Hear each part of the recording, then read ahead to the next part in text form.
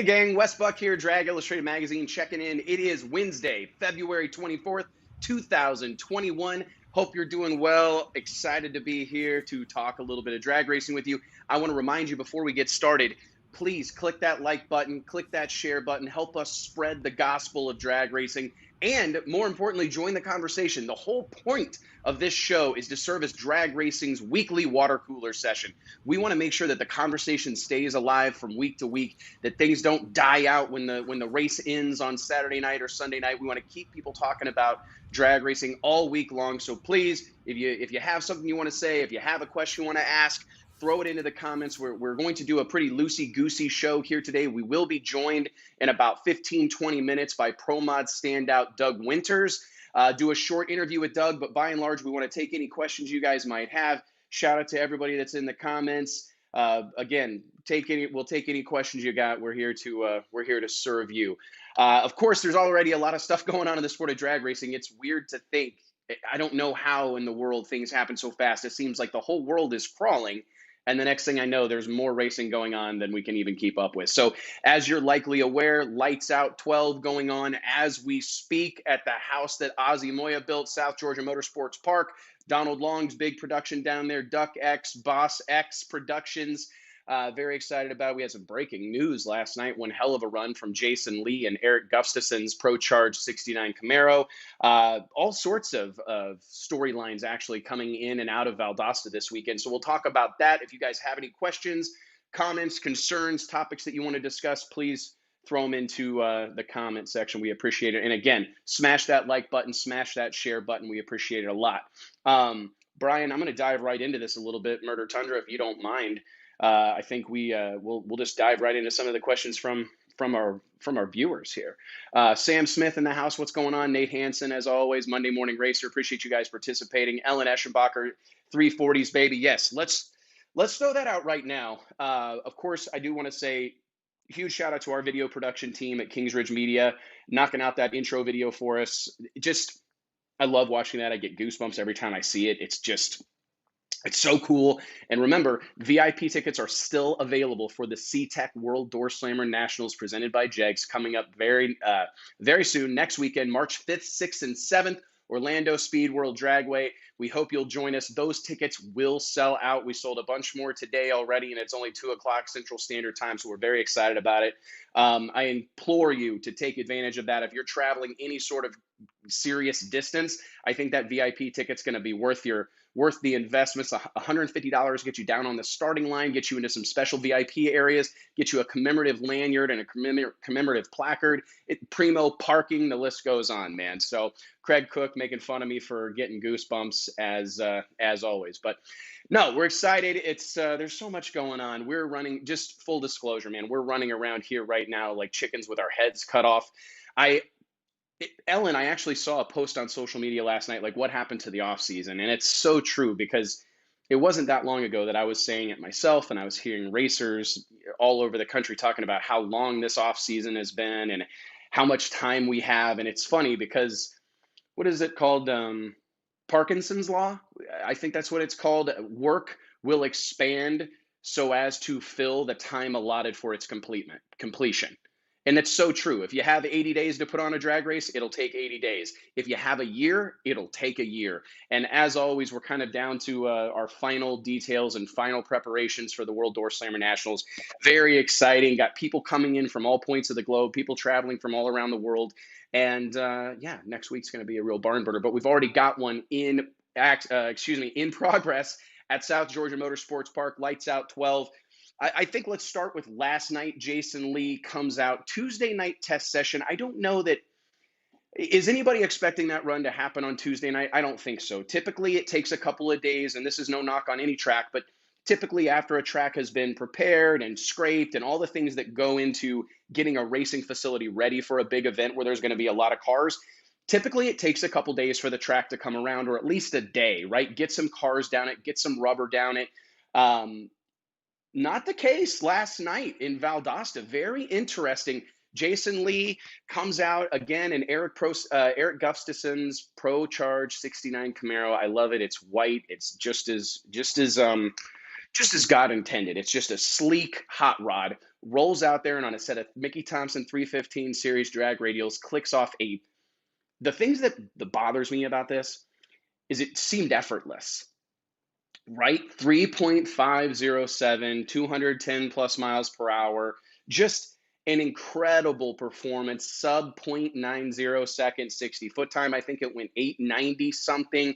It's just incredible. And there's so many people that you got to give kudos to. First and foremost, Jason Lee, Eric Gustafson, that whole team, everybody that's involved with it, really flexing that Pro Charger combination. It's had all eyes in the racing community on it for the last year or longer. People knew what this combination was capable of. They knew what was coming. They knew it was early in the evolution of the combination. And here we are 4 or 5 days before the race even starts officially and the car is breaking records. So hell of a run last night. Obviously the conversation has turned to, who's going to go in the 340s and how quick is it going to happen. I do want to talk about that, but briefly, I want to give a shout out to the team at South Georgia Motorsports Park. In the radial world, I would say perhaps more so than any other section of our sport, any other segment of our sport, track prep, so critical.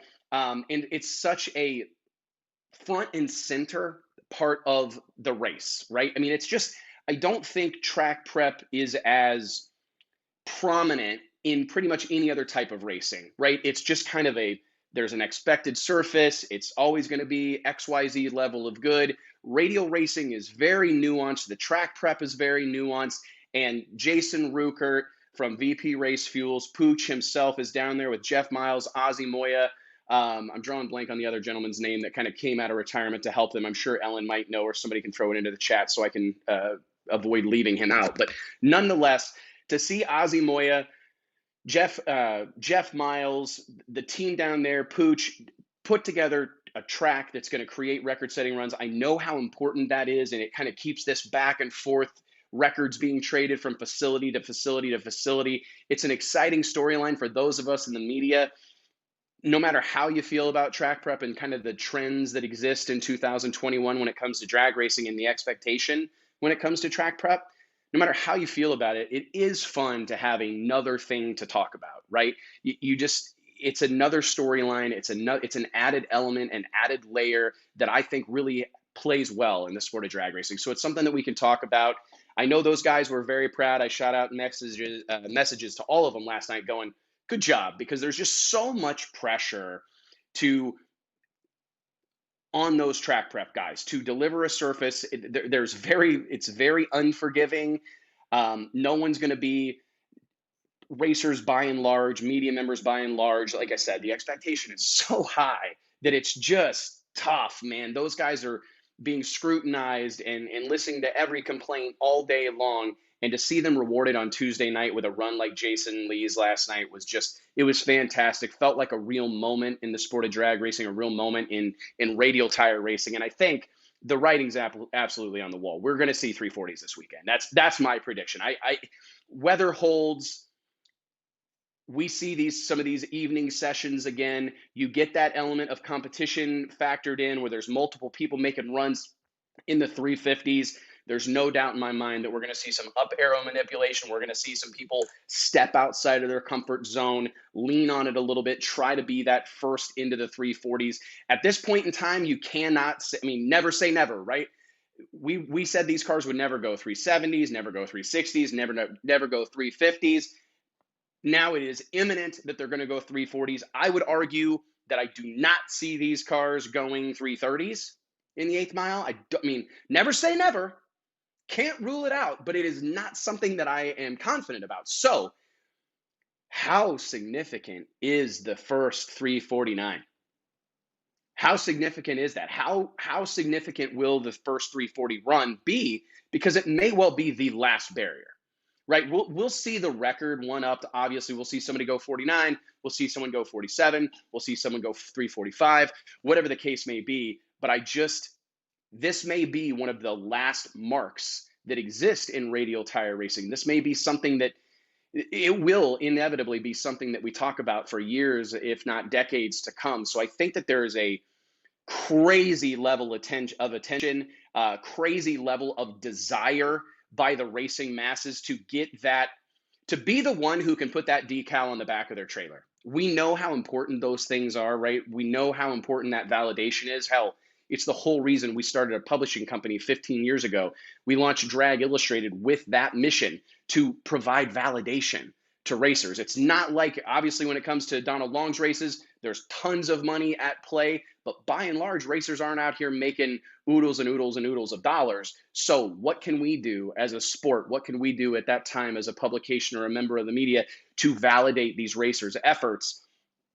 You got to do all you can. And having the right to put that vinyl on the trailer, to put those words first to the 340s. I remember the first time I encountered Steve Kirk Jr., legendary Outlaw 10.5 racer. It was in Huntsville, Alabama, many, many moons ago. I want to say like 15 years ago. I was down there for an Orska race, and I rolled up on Steve Kirk Jr., wonderful guy, great racer. The sport misses him badly. He's actually doing late model dirt track racing now. But walking up to his trailer, it was a laundry list on the back door of that white rig.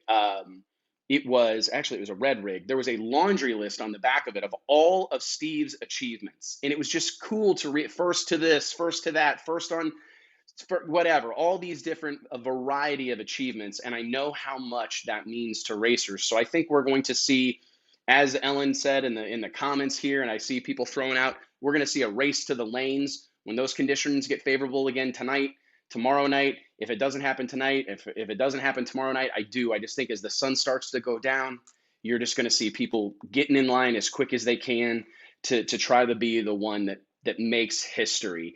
And I'm excited for it. That type of stuff, as I've said before, I'm not a record guy. Like, that's just not, forgive me if forgive me. It's never been something that I'm just not a record book guy. I'm the type that's looking forward, and I don't get totally wrapped up and lost in that stuff, maybe the way some of my other colleagues in the media and other race fans and racers might. I've always been a competition guy. I love seeing close side-by-side racing. I like to see, him versus him, mano y mano. That's the type of stuff that I really get excited about. But there's no doubt that seeing somebody blow the scoreboards down with one of these crazy runs, when the good Lord provides us with the air and the track to do it, it's exciting. I call it the cherry on the sundae. Drag racing itself is the sundae, but those record-setting conditions and record-setting runs are the cherry on top. And when you get it, it's fantastic. This week is going to be electric. Every day until it happens, I think people are going to be collectively holding their breath, waiting to see who's going to do it. And I love to see everybody throw out their predictions in the comments. Who do you think is going to be the one that makes history and makes the first ever 3.4 second run on a radial tire?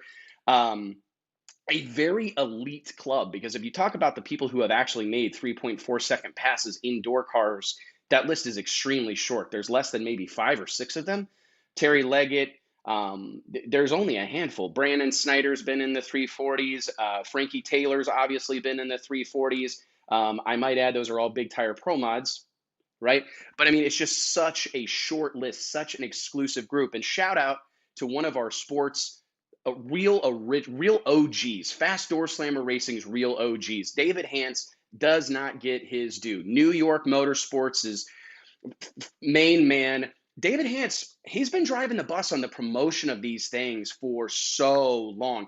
He was the first guy to really get excited about Outlaw 10.5 and put it on a grand stage. He was one of the first guys to get excited about radial tire racing and help put it on a grand stage. And to see him now throwing up $3,499 for the first ever to break into the 340 run is really exciting. I think it's going to be a cool thing. I hope that number, the prize needs to stay the same because it makes sense. Like, that's a pun. It's awesome. But I do think that we will see other companies and other people and other racers and whatnot kind of probably pile on to that bounty. I'm seeing Justin Yaw right here in the comments. El Old Beggar. I'm seeing a lot of Steve Jackson, Marcus Burt. I have to go with Jason Lee for a multitude of reasons. I did this last week. I latched on to a phrase, and I apologize because I'm probably going to do it again. But people are going to sleep on Jason Lee. He has such a incredible track record in small tire racing. He may not, he may not be have the Stevie Jackson name power necessarily and outrunning at the front in the NHRA, the highest levels of the NHRA, but this is a guy that's a very accomplished drag racer. I mean, if you've been paying attention, Jason Lee's been a hitter for a long time. And Eric Gustafson and team have provided him, with a world-class hot rod. And that 3507 last night, they're going to they're going to give him the opportunity to go up there and make another lick in light conditions. They're going to finesse that thing a little bit. They're so close. I have to believe when you make those kind of jumps, when you're going from a 57 or barely getting into the 50s to running a 353 in early testing, then a 350, those are significant jumps that typically when you get to that performance level, typically are few and far between. We'll talk to my friend Doug Winters, who is about to join us here on the show about that. Once you get to a certain level of performance, it's just amazing how far apart tenths, hundreds, thousands become. And to make the kind of jumps that Jason Lee and team have made in the last few days, I have to pick them. I really think it's likely going to be those guys that dive into the 340s first. Of course, you cannot count out Kevin Rivenbark. You cannot count out Stevie Jackson. You cannot count out a slew of these guys. Marcus Burt. I did, before we dive into some Pro Mod conversation with Doug, I spoke to Marcus Burt on the phone a couple of hours ago. Just asked him, for one, I was super excited to see that C7 Corvette roll out of the shop, bright, shiny red. Just it freshened things up. Not that there was anything wrong with a black Corvette, but it's hard to beat a red one. It looks so good out under the sun. And I asked Marcus, have you guys made any changes? Is there anything that you're experimenting with? Anything that you can share with me that would, lead us to believe that you're going to make us some sort of big performance jump? And he kind of slowed me down. He said, man, right now, we really want to win this race. We really want to win. So we're not as focused on blowing the scoreboards down as we are on going round. So I think we can expect Marcus. He was in the staging lanes when I talked to him a couple of hours ago.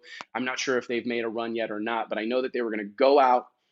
Their approach was going to be make a couple of clean runs, get that thing from A to B under power, try to run a high 350, 357, 358, and then start picking on it. He did tell me, crew chief, tuner extraordinaire, and a hell of a race car driver himself, Stevie Fast Jackson, did have some things he wanted to try either later tonight or tomorrow. When I start hearing people like Phil Schuler, Billy Stockland, Stevie Jackson, Jeffrey Barker, when I hear that group of people talking about trying stuff, it's exciting. Big things are typically on the other side of them experimenting. So maybe they'll surprise us. And I'll tell you, we will have weeks and weeks and weeks worth of content. If it's a nitrous car that goes out and sets a record like that, holy crap. They better get ready on the phones at all those engine shops on Monday morning. Pat Musey won't be able to keep up with the calls. If Marcus Burt goes out there and clicks off a 340 anything in a nitrous door car, Pat and company better hold on to their hats because they are going to be selling some 900-inch race car, nitrous engines. So we will dive back. I know there's a ton of talk right now about Pro 275. We need to talk about Scott Tidwell and Paul Gargas going 367 and testing in Pro 275. I think there's a big conversation to be had there. Have we allowed this class to get out of control already? I mean, are we done before we get started? We've pointed to Pro 275 the last couple of years as potentially being the class that could, if not unseat Radial versus the world, certainly be a very complimentary marquee attraction. And I start to cringe a little bit, as exciting as it is. And I saw all the websites, dragcoverage.com, as soon as it happened, puts out an article, 3.67 Scott Tidwell, first ever into the 360s. Obviously, it was in testing, but first ever in the 360s on the 275 series tire. And I'm just going, whoa, hold up. This is great. Congrats to everybody involved. But we're going to ruin this before we even get started. And unfortunately, we can talk to Doug about this a little bit because I think he will support my theory. But oftentimes, we racers, we're our own worst enemies. We just can't help shortening the fuse, can't help pushing the envelope. And it's a fantastic thing, but sometimes we got to do our best to protect it from ourselves. And I think our rule maker friends in the radial tire world better be paying attention to Pro 275 and do something to slow the burn if 360s become something we see all the time. And with that said, Murder Tundra, why don't we go ahead and welcome Doug Winters, NHRA Pro Mod superstar, one of the longest running Pro Mod door slammer guys ever in the game, to the show and talk a little bit about the World Door Slammer Nationals and Doug's plans for 2021. Doug Winters, what's up, brother? Make me sound old, Wes, by saying I've been around Oh, for. well, it is. You're not very old, though. How is that? How young were you when you started Pro Mod racing? You had to be like 8. No, unfortunately, I just look young for my age. But it was probably late 20s, early 30s, I guess, when we started doing stuff. So it's been a good 20 years. It's incredible, man. Along those lines, you started out in pro mod racing, and you dived in right in some of the early years of the class. I mean, it had developed a little bit. Did you ever see fast door slammer racing going from there to here? I mean, the Super Chevy racing you did, and you've been a guy that, this is one of the reasons I want to talk to you, is about always bringing out sponsors, big sponsors, doing the song and dance, doing the things that are required to get a sponsor. But did you ever see door slammer racing, pro mod specifically, getting to the point it is today where you're getting ready to go race for $50,000 and there's no fuel cars, you're the show. People are there to see Doug Winters. Maybe not to that extent, but I did see the benefit and the value of the class a long time ago. And I mean, you look back at the days in Darlington IHRA, I pulled out an old qualifying sheet. I think there was 38 cars trying to qualify there in Darlington at IHRA event back in the day. And you just seen that the participation, and then we used to do a lot of match racing with Scotty Cannon and stuff, and see the value associated with being the lead teams there at the events, to where you were the show, basically. Now to evolve into that, to where we get to go run for $50,000 at your event in Door Slammer Nationals, to where we are the show again, it's kind of like a round circle effect. It's interesting because I think that is a real thing, right? Like everything that goes around comes around. I literally, a couple of weeks ago, I went out with my wife, and it was one of our first times like going out for dinner and going out and running around a little bit in this COVID age. And like we went to Billy Bob's, the local honky tonk place where they have live music, and every girl there is wearing like bell bottoms. They're back, right? I thought that stuff was out, right? I mean, I thought we were into the tighter the jean, the better. The skinnier leg, the better. I thought. We go out, everybody's wearing, all these girls are dressed to the nines wearing bell bottoms. So I guess, maybe I think the IHRA was really ahead of their time, like putting so much emphasis on pro mod and mountain motor pro stock. I really think that they were trendsetters, and maybe didn't even know it, because if you look around, how many things have been built on that style of racing? I mean, the PDRA, the ADRL before that, there was the XDRL, right? There's been, the NHRA adopted these categories. It's crazy to think that perhaps if IHRA were able to stay the course, who knows where that deal would be right now. Yeah, who knows? But, to your point, Super Chevy, same deal, right? Super Chevy Nitro Coupes, we jumped into that, with Freddie Hahn and Jim Oddie, Bill Coleman, and the whole entourage of people doing that deal. And that was the same thing, right? You show up to Super Chevy, they had a car show, they had swap meets, they had bracket racing, but everybody was there to see the Nitro Coupes and Super Chevy. So it was the same sort of deal. The attention was on the class itself, and you were the class that everybody came to see. So, it's really cool to be able to do that again coming to your race in Orlando. It's exciting, man. There's a handful of things I want to say, and I've got to blow through some questions with you, Doug. But first off, right here in front of God and the world, I just want to say thank you. You're one of the racers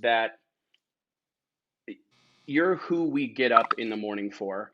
Guys like you that share our passion and share our vision for the sport of drag racing. And I just want you to know how much it means to me, just so people understand how these things work. Doug Winters is the kind of guy that calls me. I don't call him. He calls me and says, hey, how can we help on the World Door Slammer Nationals? What can we do? Like, is there, do you need me to help you round up some sponsorship? What can I do? And what does he do? He goes out and connects us with his sponsor and brings money to the table. They're not throwing me some koozie cups. Doug helped bring real money into this event. And I want you to know how much we appreciate it. We appreciate everybody at STNR, everybody that's involved with your program, because that's what it takes. It really does take a collective village level effort. And having your help on this, man, it means the world to me. And even more so, having them support you so we can see you back out here on the full pull. It's fantastic, man. So thank you from the bottom of my heart, man. We appreciate it a lot. And congrats. Oh, shoot. He's muted. Hold on. You're muted. I think we lost your mic, Doug. I don't know why. There we Yeah, are. You're somebody back. tried to call me, so it came. Golly, Yeah, these guys. No. yeah. I said I appreciate. Yeah, can you hear me now? You okay? Yes, sir. All right. So yeah, like I said, I'm surprised you haven't blocked me on your phone yet. I've been calling you so much, but yeah, we're glad to help. Thanks to Steiner, they're great, and they see the value of the race, and they stepped up. So looking forward, and like our normal deal, there we're going to have customers there from Steiner. They're VIPs, so show them a good time, and it's since we're the headliner, it even plays more. I'm curious, does that make a difference for you? Like, just briefly comparing and contrasting going to an NHRA event and bringing guests where you're obviously a big part of the show versus going to an event where you are the show. What's that experience? Can you compare and contrast those two things for us? A little different. Your show is a lot more laid back, which we appreciate. You know, you guys do a professional thing, and it's laid back. We can, entertain the guests associated with that aspect of it all. Being the headliner is another aspect of being. NHRA is kind of a different animal, as you know. I mean, it's a circus, if you will, and you're a part of the circus, but you're not the main attraction. But it still plays well with our Very well. customers and Steiner people that show up. I'm curious, real quick, can you touch briefly on what this process has been like? Because we talked about this in an offline conversation, but how proud of you, or excuse me, how proud are you to be able to consistently bring real sponsors to your race program? Bring people in that can support, that are willing to support you, see the value in what you're doing, because you've had a sponsor for as long as I've seen you on the racetrack. And I think that you may be one of the only people in the history of Pro Mod to consistently have a full blown corporate America sponsor. Yeah, there's a reason, because I don't think I'd be out there otherwise. But we work hard associated with doing that, and we try to find out what the sponsor wants of us, right? So we try to value add with them. Is it return on investment associated with their products, or is it their services, or is it the aspect of the goodwill, or is it the value associated with that you can show them with their customer base? That being a part of Steiner means more than just buying equipment from them, but it's a family and an operation that we can show them aspects of racing as well. I'm curious, before a couple of rapid fire questions. Big news, obviously, this year was the switch for NHRA Pro Mods to manual shifted transmissions. One of the things that has been kind of not talked about, and I would like to talk about, is what's your approach to this change? First off, can you give us your initial reaction, and then we'll talk about some of the technical aspects of it, as like what kind of mechanism you're actually going to employ to shift gears. Hey, I heard the rumor last year, and I was happy about it. I actually shifted this thing behind me when we first brought it out. I was still shifting it, and and some like Mike Janis Jr. and stuff, he was like, quit shifting that thing, let something shift it for you. You're missing shift points by 1 or 200. And so we had to basically go with the flow and put an automatic shifter in it just for those hundreds of seconds that you were losing on the track by missing shift points. So we had to go with it. But shift light's still in there, and it still blinks at me every time I'm going down the track. I just can't react to it, but now I can. So we're really happy about it. So I think it's a move in the right direction. Now, if we can just get rid of torque converters too, I'd be back where I want to be. Oh man, do you think that like obviously we're just king for a day? That ship has likely sailed. Do you agree? Like it would be such a hard. Yeah, true. Yeah, I thought automatic shifting had sailed and it's back, but who knows? Like I said, everything comes around as we started this conversation out about, and who knows, it may come back around again. Well, hey man, I'm actually pretty excited about it. As I talked at the beginning of the show, just having some other things to talk about, right? Just having some other storylines, seeing the drivers thrown back into it, because I would argue, I think there are going to be some guys that struggle. And I think it's going to be the guys like you that have been on some nitty gritty racetracks, that have been in some questionable situations and had to plug it early or leg it out a little bit. You may well find yourself at an advantage for the first time in a long time. Yeah, I think at first you will. I think everybody get used to it, but from a standpoint of being more in control of the car, I really like it because, like you said, there's been many a time back in the Super Chevy days and stuff to where it start rattling tires. You plug it in a second, it would calm it down, and you could save the run. Now, it wouldn't be a very good run if you're qualifying. You might as well not even try. But if the guy in the left lane or right lane beside you is trying to beat you to the finish line, it makes a big difference. So, I think those aspects will get into it. If you can get to qualify and get to eliminations, I think you may see a play for it during Sunday afternoons. It's going to be fun to see because I think that it's just going to be another one of those things that can get in someone's head, another time or place where you can kind of have an advantage, or the real deal wheelmen, the hardcore race car drivers that race week in and week out. I think they're going to have their moment in the sun, and it's going to be exciting to see. Before I cut you loose, what's your expectations for the World Door Slammer Nationals? We're a little over a week away. You're obviously going to kickstart your season there before you head to the East Coast opener, the NHRA Gator Nationals, one of the greatest drag races of all time. What do you see for Pro Mod this year? Do you think that the class is going to, by and large, pick up where they left off with a handful of cars down in the 560s, and or what do you think we're going to see performance-wise?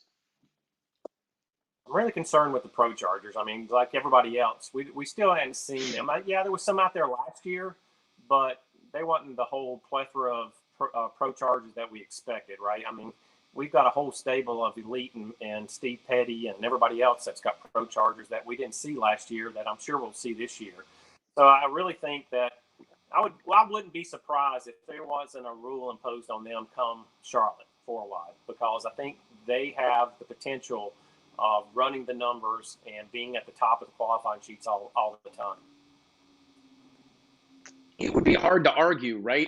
And it's also, you can't help but wonder, they've not been running these cars that long. And I understand that they did a lot of testing and a lot of R&D and a lot of eighth mile racing or whatever, but it's still just, it seems like the jumps have been big. And most of those Yeah. jumps are behind us with the root style supercharged combination, the nitrous combination. It's tough to get those kind of leaps when you see somebody like I was watching a video from last year. Justin Bond clicked off what looked like an effortless 562, and I'm going, holy crap, this is their first race of the year. This is going to be a problem. I was surprised that it wasn't too terribly bad in 2020, but I think you may well be right. When you think about a rule change for those cars, do you see it as an RPM limit? Do you see it as a blower speed limit? Or how do you see that work? Some sort of boost controller type of situation? Yeah, well, I hope it's not the boost controller because we don't need to get back with that with the turbos and the softwares and all that stuff. I think it needs to be mechanical, so you underdrive it a little more than they're doing it today, because that's a sealed unit, and they can only overdrive it so much. So that's one possibility. You have other possibilities, like you said, a gear ratio change. Right now, they still allow a 456. Even though we're going through at a high RPM, have to make boost. They don't really need to, but they can. And what you're seeing Right. is if they get those things to hold together with a 456 rear end, turning them 10 plus going through the finish line, they're going to be making gobs of boost to where we're struggling to get a fair amount of boost at 10,000 plus. So if they figure out a way to keep those things from coming apart at 10,000 RPM plus, then I think you'll see all kind of records, and maybe they need a 430 gear ratio to keep them from turning 10,000. It's an interesting thing, and I'm with you. I truly hope it's a mechanical thing that is put in place, because it's so difficult, especially if you talk to any roots blower racer worth their salt, and you hear and you know how hard they work to make power and make boost, gear ratio changes, transmission ratio changes, everything. I mean, everything imaginable, right? To try to make boost from track to track and conditions to conditions, to have to compete against something that's just at a set level. Right. That's very difficult to do. It's very difficult to get excited about. So I hope you're right. I hope it's a mechanical thing that they put in place. Yeah, I think it will be. I think it needs to be from perspective. So, let's hope so. But as far as the class goes, and I think we'll see where we left off last year, as far as the turbo cars and the blower cars and the nitrous cars. I don't see any big leaps with those classes or with those specific applications in the class. So nothing in the rules have changed much, unless I can somehow convince NHRA to put a weight on a new Camaro, then we're going to be where we were last year with all the Camaros out there. Well, I actually hope that is something. I hope that's something that happens. I really do. I know it's not a popular conversation. It's not something a lot of people get real up in arms about this in a hurry. But man, it would be cool to see like pre 1972 bodies get like a significant weight break. Because here's the thing, you're going to have to, if they want that to continue, the trend of nostalgia bodies, or if they want that part of the Pro Mod heritage to remain, you're going to have to make it significant, right? I mean, it can't be 8 pounds. It can't be something that's going to help a little bit. It's got to be something that's going to help a lot.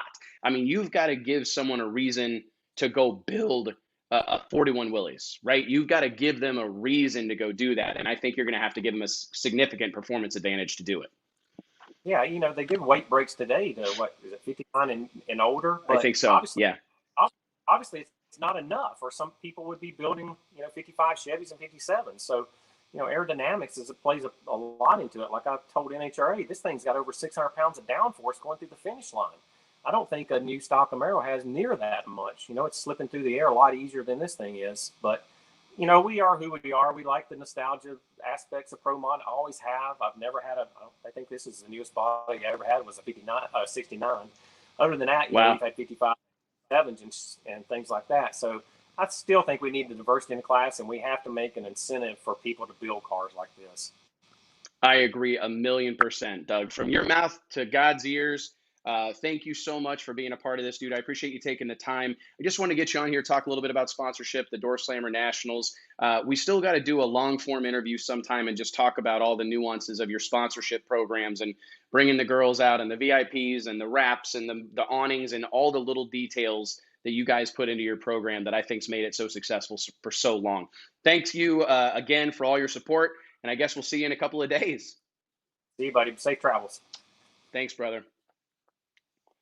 Remind everybody again, tell these racers, support these racers, let them know how much it means to you that they're out here doing this, that they're going to these events, that they're out here trying to set records, man. Let their sponsors know, cheer them on. They need all the help they can get, man. This thing can be a brutal, brutal, brutal deal. I will tell you, Justin Yaw, Kevin Clark, Brian McCady, I couldn't agree with you guys more. And I know that I don't know that there's cause for alarm yet because we have seen these trends before. I'll remind you that throughout the course of Pro Mod history, there have been multiple bodies. I mean, I remember there was a time when everybody had a split window 63 Corvette, and it was painful. You would just cringe almost every time that you saw one roll out of a chassis shop because there were just so many of them.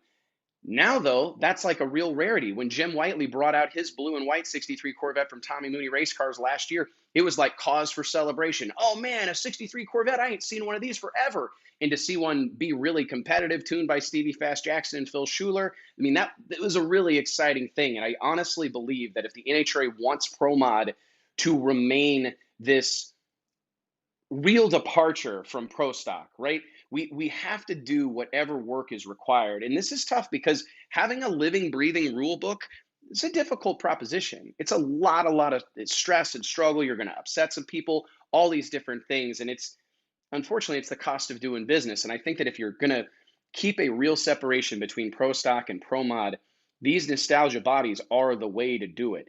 That's what we expect in pro mod style racing. That's what we want in pro mod style racing. And obviously there's going to be some heartache. There's going to be some hurt feelings. You're going to have some racers with late model cars that just built them or whatever. But those are the tough decisions that define you. And I genuinely believe that if we want to keep pro mod drag racing, especially in the quarter mile, NHRA legal events like the World Door Slammer Nationals, if we want these things we want to maintain that lightning in a bottle, if we want to maintain that recipe for action and excitement that has been keeping this class doing this for the last several years, we got to keep some old school cars in there. I don't know about y'all, but personally, I believe 69 Chevelles, 70 and a half Camaros, 63 Corvettes, 55 Chevys, 57 Chevys.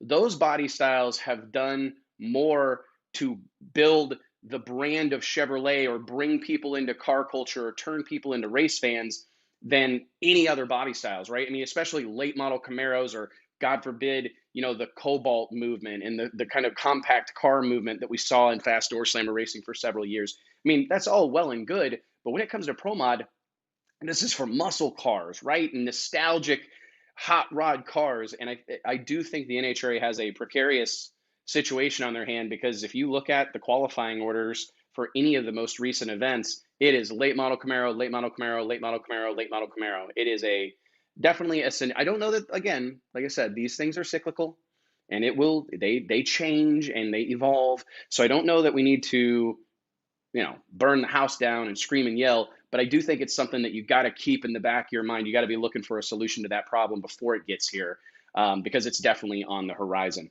Murder Tundra, let's dive into some Q&A for the last 15, 20 minutes of the show. I know that we started a little late. I think we're 45 or so minutes in. So I'd love to do 15, 20 minutes of Q&A. I see a lot of comments in here about bringing back Willie's bodies and some of the old school Corvette Camaro bodies.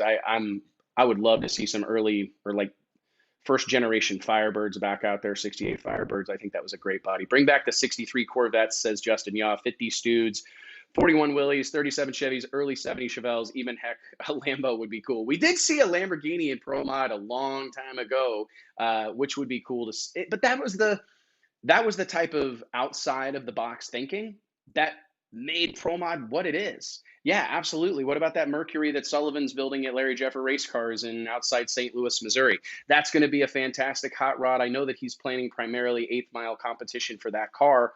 I'm curious if I know that some of those conversations have gone on behind this, behind closed doors at NHRA.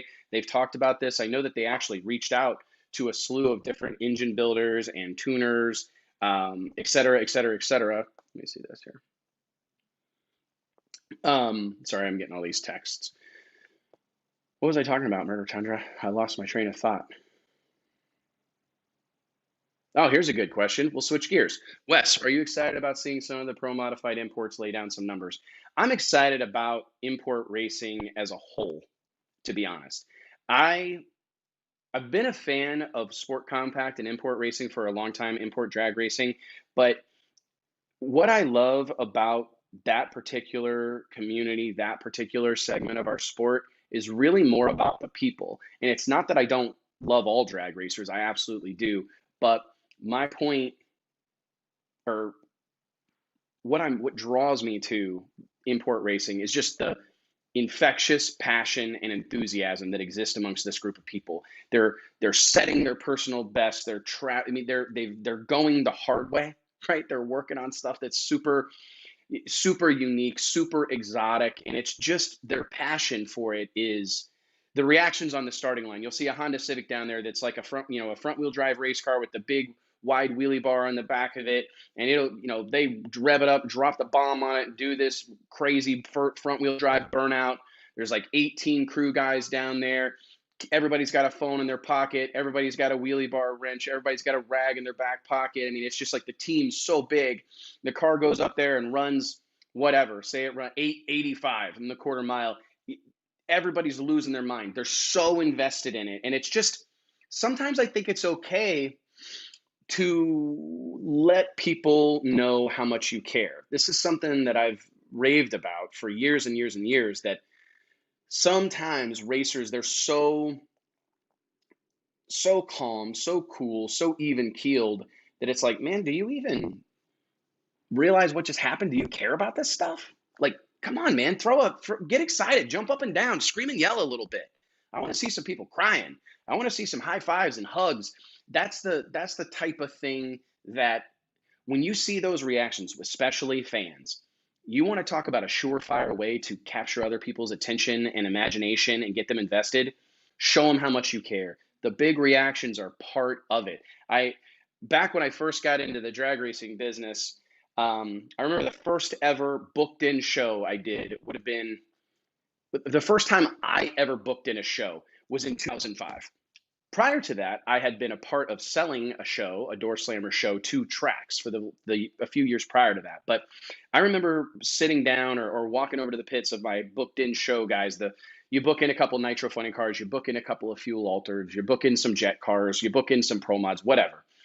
I remember always having to have conversations with them about what I expected as a track owner or a promoter, that I need big burnouts, take your time staging, back up slow, open the doors, have some crew guys. Like you would have to coach them up a little bit, not always, some better than others, about the show element, because many of those racers had operated for the most part in something that was strictly about the competition, or much more about the competition than in like a booked in show.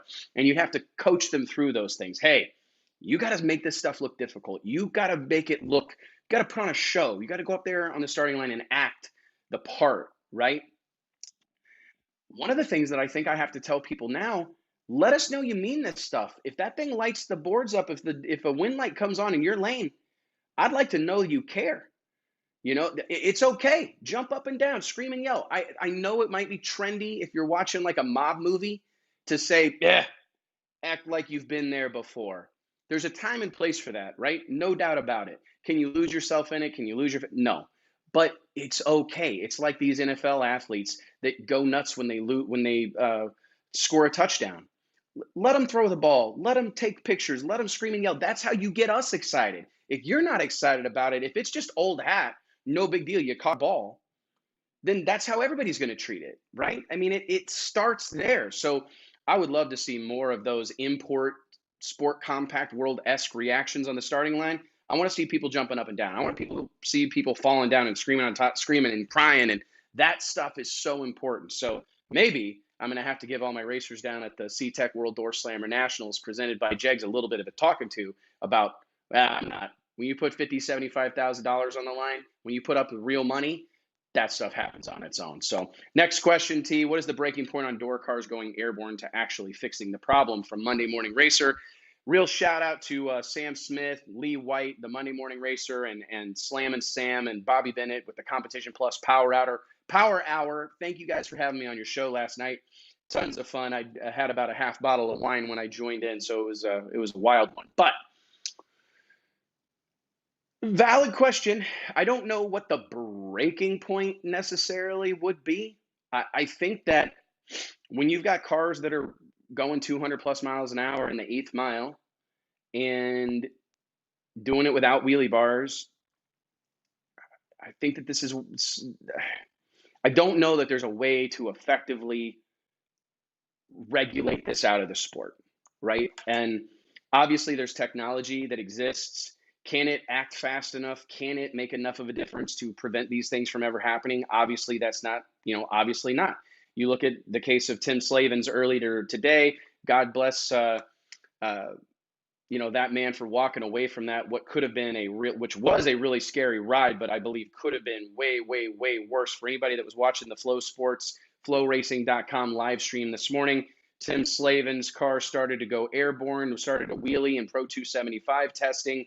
He pedaled it, hit it again, and it started to go airborne, and there was no coming back. She went skyward, floated through the air for several hundred feet, slammed down on kind of all four wheels, but sideways. Unfortunately, Tim was able to come to a stop. Tim Slavens, Mark Bordenhausen, and Joe O at Hyperactive were all three on the cover of Drag Illustrated last year, I believe it was. These are great people, hard-working racers, and very successful racers, and I hate to see them tear anything up. I'm glad they're all okay. Certainly glad Tim was able to walk away from that, but I don't know, Lee, really, that's cars obviously outfitted with all the latest and greatest technology and power management tools. It's not like there wasn't something on that car that could have stopped it other than maybe wheelie bars. So I don't think, one of the things I think we have to talk about is just that there's no way to write rules that are just going to make all danger go away. I would argue that it's moments like that that draw people, fans, and even racers to that type of racing. Not that they want to experience something like that, but they want to be able to forge forward in the face of something like that potentially happening to them, knowing that that danger exists. I mean, I just don't know that there's anything you can do to entirely make make those things go away. It's dangerous, it's sketchy, and that's why these men and women are so brave and should be treated as heroes and rock stars, superstar race car drivers, because the courage alone that it takes to climb behind one of the wheel of one of these cars, holy cow, right? I mean, it's just, it takes a lot. And I think that we're all drawn to that, maybe more than we want to admit, right? We're all, especially, egocentric racer types, we're all kind of drawn to that challenge. We want to do something that other people are afraid to do. We want to do things that people say can't be done. And I don't know that it's wise as a sport to just regulate all the potential danger out of it. I don't think we're ever going to get it done unless we put robots in these cars or turn them into RC cars. I don't know that there's any way to just make it 100% safe. Is there a conversation to be had about wheelie bars? Maybe, but probably not, because I think the class loses its allure and loses some of the mystique and loses some of the challenge if you put that wheelie bar on the back of those cars. They also immediately look so much more like race cars than street cars that they're supposed to look like, right? That's cars like Tim Slavin's 69 Camaro. That car literally could be at Cars and Coffee. That's what it looks like. It looks like a car that could cruise to Sonic. It doesn't look like a car that's going to run 360s or 350s in the 8th mile at over 200 miles per hour. That's not, and I think Murder Tundra and I have talked about this forever. Whenever I was first getting Murder Tundra involved in drag racing, he was so drawn to radial tire racing just because the cars still looked like cars that he could relate to, cars that he owned or that he was around when he was younger or whatever. There's still those cars look like real cars. It looks like a car that I could own. It looks like a car that I maybe had in my past or whatever. Tugs at the heartstrings a little bit, gets the imagination going. And I think that it may be a step in the wrong direction to stick wheelie bars on the back of those things and make them look more and more and more like race cars. Now, I'm the ultimate wheelie bar big tire guy. I'm super cool with going down that road if you guys want to, because I can make a case right now for real race cars have big tires, big wings, and wheelie bars on them. That's always been one of my little fun things that I like to say. And I think it's okay to pick your horse and ride with them, right? I'm a big tire guy, pro stock, pro mod, always been my thing, and I'm not bashful about it. But I also respect what radial racing has become in our industry and what this particular brand of drag racing represents. The people that are involved, the companies that are involved, the tracks that are involved. There are so many parts of our sport that have benefited, that have grown, thrived on the back of small tire racing. And I would hate to see anything come along that would change the direction on that, right? Or that would hurt it. And I honestly believe that if we were going to try to write rules that prevent any car from ever going airborne again in radial tire racing, I don't know that I don't think it's not foolproof. There's no way to ensure that nothing bad's going to happen. It's part of the game here. It's part of what we do. It's why it's so amazing and why it's so exciting to be a part of. But I get it, and I understand the argument. We don't want to see any racers get hurt, obviously. We don't want to see anybody tear anything up. I think that stuff should go without saying. But putting wheelie bars on a radial tire car would probably be a step in the wrong direction. But I don't see any other options. What do you got for me next, Murder Tundra? I can't hear you. I think that's about it, buddy. Well, fantastic, man. I was hoping to crank this bad boy out in about an hour. It's always fun to do these things, move fast. I appreciate Doug Winters jumping on here. Yeah, I wanted to just, can you highlight this comment at the very bottom here from Scott Klinger, Murder Tundra, basically saying that racing is not a safe thing to do, right? We just need to keep it as safe as possible. I think the rules do a fair job at keeping it safe, and that's something that I couldn't agree with more. If you look at the last several years, we're seeing less flying cars, but we've also seen it be part of Donald Long's promotional strategy, the home of the flying cars, right? That's been something that is part of it, right? And I just wonder, I don't know that you want to completely rule that out of it. Obviously, nobody wants to see anybody's cargo flying, but I do think the chance of that happening is a part of the allure. Maybe nobody wants to say it out loud. I will. But as Jim Parks said in the comments, we saw Cruz Pedregon, his nitro funny car with all this downforce, a wheelie bar, big tires, the highest level of safety, the greatest safety organization, the most safety-minded organization in the history of drag racing, the NHRA, the Safety Safari. The car still went airborne. The car still had all four wheels off the ground, was flying through the air, right? There's just very difficult with as fast as these cars move, as fast as things happen. I saw someone about a sensor on the front end. There's a lot of things. There's so many things that you can do technology-wise to try to maintain these things and try to keep those front wheels on the ground. But things break, things malfunction, things don't work. They're not set up properly. All these devices are ultimately just handed over to racers who are then tasked with making them work properly, making them work effectively. So there's just no real way, in my opinion, to just make it 100% foolproof. So who knows? It's a great question, Monday Morning Racer, and I really appreciate it. What else do you got for me, Murder Tundra? Anything? That's about it, buddy. I like being back in the old studio, don't you? Yeah, I do too. I'd moved out there into the bar area. And I liked it, and it just felt I like the bar area too. Yeah, you do like the bar area. Yeah, I do. It was easy to get set up out there, and I don't know. I think I took a shortcut one day and then settled into the shortcut, but it's nice to be in here in the actual studio, talking drag racing with all my friends, man. Super excited about it. We're 10 days away from the best drag race ever, the SeaTech World Door Slammer Nationals, presented by JEGS, March 5th, 6th, and 7th. 2021 at Orlando Speed World Dragway. Again, log on to doorslammerNats.com to buy VIP tickets, to buy, if you have not entered any of our categories, we're very excited, of course, to be running Pro Stock for $75,000, $50,000 to win in Pro Mod, $10,000 to win in Top Sportsman, $10,000 to win in Complimentary, $10,000 to win in Stock Super Stock, $10,000 to win in Factory Shootout, and $15,000 to win in Pro 632, courtesy of Wes DeStefano, Chris Holdorf, and the teams, the entire gang at Shameless Racing and CNC. So excited to have these guys involved. I've said for the last several years that Pro 632 may be the PDRA's, the diamond in the rough of the PDRA. Like, that is such an incredible category. Jimmy Pekarski coming all the way down from Ohio with that small block powered hot rod. We're going to have some real hitters on the property. Our only 8th mile category. Just super excited to bring them into the fold, and a huge shout out to Wes DeStefano, Chris Holdorf, everybody else that was involved with putting this program together. Wes came to me several weeks ago. He said to me, Wes, I want to do this Pro 632 deal, but I don't want it to be just another race. I want it to be the race. I want to be a part of what can we do on our end to make sure this event stands out from any other 632 race in the country. And he said to me, and I said to him, I think one of the shortcuts to making it a big deal is paying crazy money. What can we do? And he started making phone calls, and the next thing I know, we're putting together $15,000 for the purse. So $15,000 to win in Pro 632. For people asking about, Kev Ford in the comments on Facebook is asking, what is Pro 632?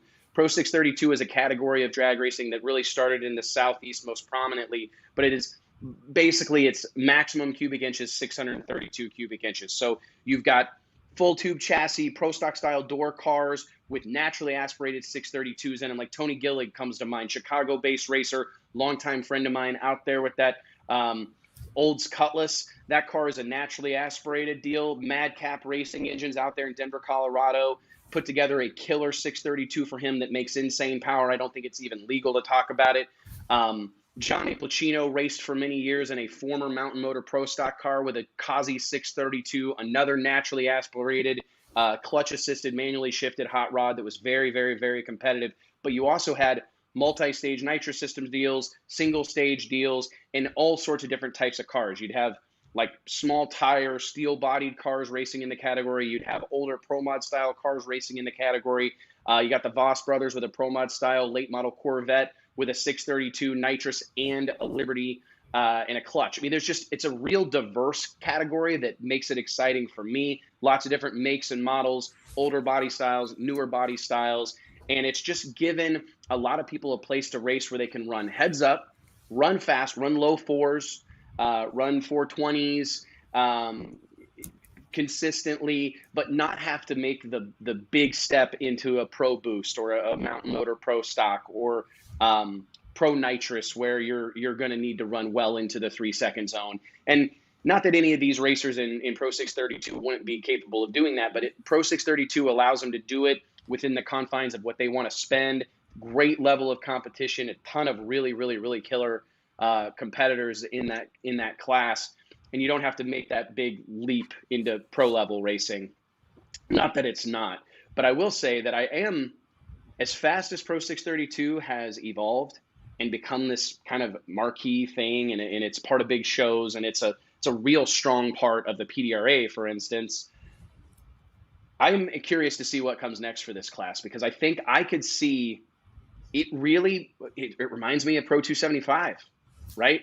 Like all these guys in Radial versus the World, I think they were resistant to potentially step back or step down into limited drag radial, right? Limited X275. They didn't want to move away from that unlimited category, but I wouldn't be surprised at all in the coming months as Pro 632 kind of continues to evolve. That's going to be a category that you're going to see people leave Pro Nitrous. You're going to see people leave Pro Boost. And you know what? This more fits what I want to do. I can run fast, race heads up, but I also don't got to have a program that is going to keep me working all day, every day, full-time job, engine program, et cetera, et cetera, et cetera. Of course, you can spend that kind of money if you want to anywhere you want to go in drag racing, but Pro 632 thus far has done a good job of keeping that thing competitive to a lot of people, a lot of different cars, a lot of different combinations, people from different levels financially. Fantastic class for the sport of drag racing, man. So sorry for the big ramble about this class, but it's something that I believe strongly in. To be honest, I see it as a place where the business owner, the small business owner that wants to go heads up drag racing, can't commit to testing all the time, doesn't maybe want to go spend $100,000 on an engine, maybe doesn't want to spend $200,000 on a rolling chassis, you can go race here, race at a high level, race against real badasses, be proud of what you do, and you can do it without having to make that level of commitment. And I don't ever, when I say those things, it's not like you're not making a commitment to do this type of racing. It's just, I think we're all grown-ups here. We can acknowledge that it's a different thing than going and committing to compete for points or a championship in NHRA Pro Mod, for instance, where you may have to spend $500,000 or $750,000 to go racing. This is something you can go be proud, go say you run heads up, go be part of the show. And I tell you what, I feel good about what's happening next weekend in Orlando, because giving these guys and gals of the Pro 632 faithful an opportunity to race for $15,000 and be on the track with Erica Enders and TJ Coughlin and Alex Laughlin and Stevie Fast Jackson, and the list goes on, Justin Bond, Khaled Al-Belushi, to be in the mix with those guys, to be on the racetrack or in the staging lanes with Greg Anderson, I feel really good about it. That's what they deserve. They deserve to be part of that conversation, part of a big time show, and I'm super excited to do our little part to make that happen. And again, huge shout out to Wes DiStefano, Chris Holdorf, everybody that's been involved with this deal. We've a lot of things happening in a very short amount of time, and I'm appreciative of all the people that see where we're going. We're in year 2. I remind people about this. NHRA has been around for 60 plus years. They get 20, 24 swings of the bat a year. They get so many opportunities to improve quickly, learn something, and apply it at the very next race. You'll see NHRA make a change or make an improvement from race to race to race.